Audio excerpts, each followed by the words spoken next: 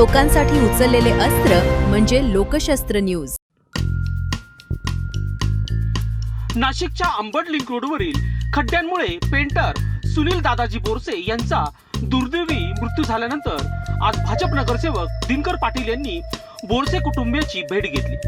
कुटुंबियाची विचारपूस करत त्यांनी या दुःखाच्या प्रसंगी कुटुंबाच्या पाठीशी उभे राहण्याचे आश्वासन दिले। उद्या 27 ऑगस्ट रोजी होणाऱ्या महासभेत बोरसे कुटुंबाला महापालिकेच्या माध्यमातून जास्तीत जास्त मदत कशी करता येईल याबाबत आपण प्रश्न उपस्थित करणार असल्याचे दिनकर पाटील यांनी सांगितले। सुनील बोरसे हे घरातील तब्बल 6 सदस्यांचा आधार होते, त्यामुळे 5 किंवा 10 लाख रुपयाची मदत ही फार मोठी मदत नाही अशी खंत व्यक्त करत कुटुंबियाच्या भविष्यासाठी ठोस मदतीची गरज असल्याचे त्यांनी स्पष्ट केले। अंबड परिसरात खड्ड्यांमुळे झालेल्या अपघातात 3 जणांचा मृत्यू झाल्याचा दावा करत संपूर्ण मनपा हद्दीत जवळपास 10 नागरिकांना जीव गमवावा लागल्याची गंभीर बाब दिनकर पाटील यांनी मांडली। खड्डे एका दिवसात तयार होत नाहीत, मग एका दिवसात नागरिकांचे जीवही जात नाही। यामागे प्रशासनाची जबाबदारी निश्चित झाली पाहिजे असा थेट सवाल त्यांनी उपस्थित केला। रस्त्यांची दुरवस्था आणि निष्काळजीपणामुळे नागरिकांचा जीव जात असेल तर संबंधित ठेकेदारांवर मनुष्यवादाचे गुन्हे दाखल झाले पाहिजेत अशी आक्रमक भूमिका दिनकर पाटील यांनी मांडली। सिंहस्थ कुंभमेळ्याची कामे वर्षापूर्वीच नियोजनबद्ध पद्धतीने सुरू झाली असती तर आजची परिस्थिती निर्माण झाली नसती असंही त्यांनी सांगितले। BSNL गॅस पाईपलाईन, ड्रेनेज आणि पावसाळी गटारांची कामे आधी पूर्ण करून त्यानंतर रस्त्यांची कामे केली असती तर वारंवार रस्ते खोदण्याची आणि खड्डे निर्माण होण्याची वेळ आलीच नसती असा आरोप त्यांनी केला। केंद्रात आणि राज्यात आपली सत्ता असली तरी स्थानिक पातळीवर काम करताना अनेक बंधने येतात असेही दिनकर पाटील यांनी स्पष्ट केले।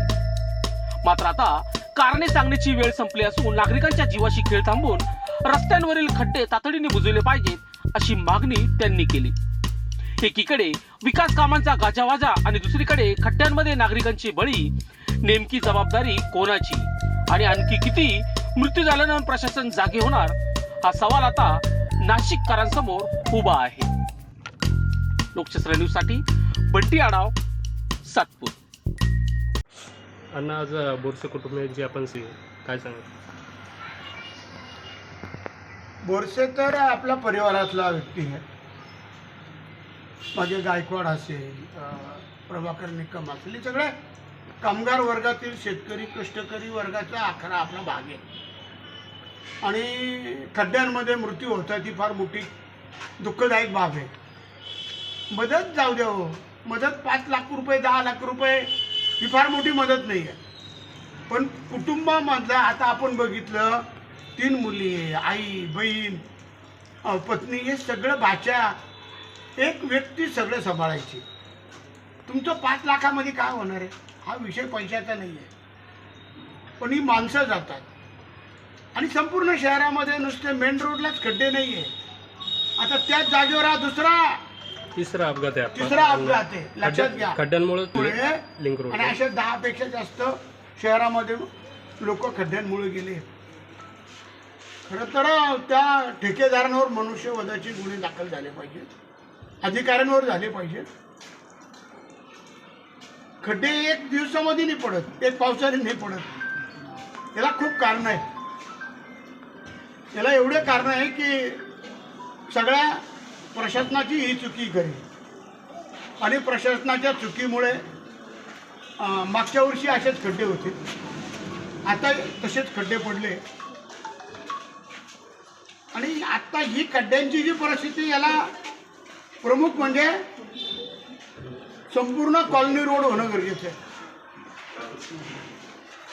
कॉलनी रोड झाले पाहिजे। आता जे रस्ते चालू आहेत सिंहस्थाचे ते झाले पाहिजे। हे रस्ते जे सिंहस्थाचे हे 1 वर्षापूर्वी काम सुरू व्हायला पाहिजे नव्हतं आणि हे काम आता पूर्ण व्हायला पाहिजे होतं। जे युटिलिटीचे कामं, युटिलिटी म्हणजे गॅस पाईपलाईनचे कामं, BSNLचं काम, तुमचं पाईपलाईनिंग, मलनिसरण म्हणजे ड्रेनेज, या पावसाळी गटार, हे सगळे कामं अगोदर जर झाले असते तर आज ही परिस्थिती उद्भवली नसती। पण आज एवढे नागरिक मृत्युमुखी पडत आहेत आणि त्यांचं पूर्ण कुटुंब हे अतिशय दुःखामध्ये आहे, आपण बघितलं. असे सर्वच परिवाराचं आता मी त्या दिवशी जे गायकवाड वारले त्यांची आई पण वारली. मी आता कोकणगावून तिथून अंत्यविधीनं चालू आहे. अण्णा आता ते आले उपमा आले, ते सांगतील खड्डे का बुजत नाही, खड्डे बुजले पाहिजे आणि त्याच्यावर कायमस्वरूपी सोल्युशन निघालं पाहिजे. मला वाटतं आताच उपमहापौर आणि महापौर, मुख्यमंत्री महोदय, मला वाटतं उद्योग मंत्री, उपमुख्यमंत्री यांना भेटून आलेले आणि त्यांनी सांगितलंय महासभेचा विषय झाला का 1350 कोटी रुपये कॉलनी रोडला मिळणार आहे आणि ते मिळाल्यावर प्रत्येक प्रभागाला 50 कोटी 40 कोटी जसे प्रभाग असेल आणि जसा परिसर असेल जसं क्षेत्र असेल त्या पद्धतीने निधी मिळणार आहे. व तो मिळाला पाहिजे आणि कॉलनी रोड झाल्याशिवाय परिस्थिती सुधारणार नाही.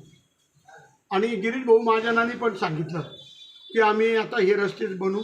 मुख्यमंत्री महोदय, उपमुख्यमंत्री, सामंत साहेब या सगळ्यांनी सांगितलं आहे का आता आम्ही निधी देतोय, पण हे कामं होणं गरजेचं आहे आणि अधिकाऱ्यांनी खरं मनावर घेतलं पाहिजे.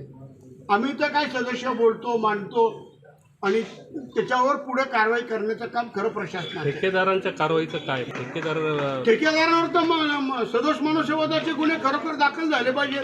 तिथला जो अधिकारी जो HOD त्याच्यावर पण दाखल झाले पाहिजे. आम्ही तो मांडतो महासभेमध्ये, ते झालं पाहिजे, पण ते होतं नाही दिसत. तुम्ही बघताय आम्ही मांडतोय तिथं, ते झालं पाहिजे. का होत नाही? आता तुम्ही महापौरांना उपमहापौरांना विचारा का होत नाही. राज्यात केंद्रात राज्य खाली बसतो वरती असतात आणि त्यांनी या कारवाया केल्या पाहिजे. राज्यात आणि दिल्लीपासून जरी आमची सत्ता आहे परंतु आम्हाला पण बंधनं येतात. आम्ही भरपूर मांडण्याचा प्रयत्न करतो, मांडतो आणि नागरिकांना न्याय मिळावा ही आमची 100% इच्छा आहे. तुम्ही बघितलं प्रवीण गायकवाडला पहिली मदत करण्याचं काम मी केलं आणि तिथून मग सर्वांना मदत करायला सुरुवात झाली. न्यायालयाचे आदेश पण तसेच आहे. तर जर मृत्युमुखी पडला तर 6 लाख रुपये, गंभीर दुखापत असेल तर 2.5 लाख रुपये मिळाले पाहिजे, हे आम्ही मांडण्याचा प्रयत्न करतो. लोकांसाठी उचललेले अस्त्र म्हणजे लोकशास्त्र न्यूज.